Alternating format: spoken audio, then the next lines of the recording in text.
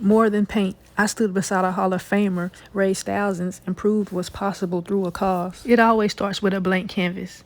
I sketch everything out on paper first. It helps me plan the layout and get a feel for how the design should fit on the boot. Like, where should the energy go?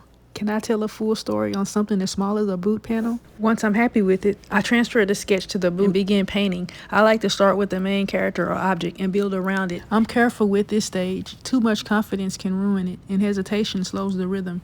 You find the sweet spot through practice. My favorite part after getting the color field in is outlining. Here, I'm blending 2 shades of blue to create a smooth gradient for the sky. Here, I started with 2 blues, a darker tone fading into a lighter one to build a smooth gradient. From there, it's all about layering and remembering every color counts when bringing a scene to life. For the star, I sketched first in pencil, then painted it carefully on both boots so the size and color would match.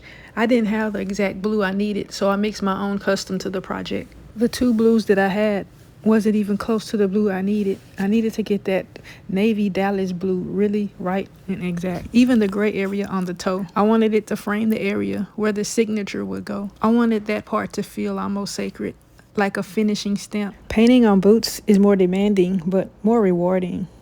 You're dealing with like curves, seams, textures, and every stroke has to work with the surface, not fight against it. My advice is if you're ever painting on apparel or shoes or anything like that, always have the design planned out before you start. Then I moved on to the second boot's tongue panel. Again, sketch first, then painted in. So the first boot was more about the football player that supported the mission. The second boot, I wanted to reflect the organization's cause. And finally, the finished pair.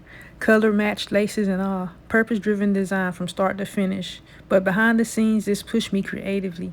I made something that mattered.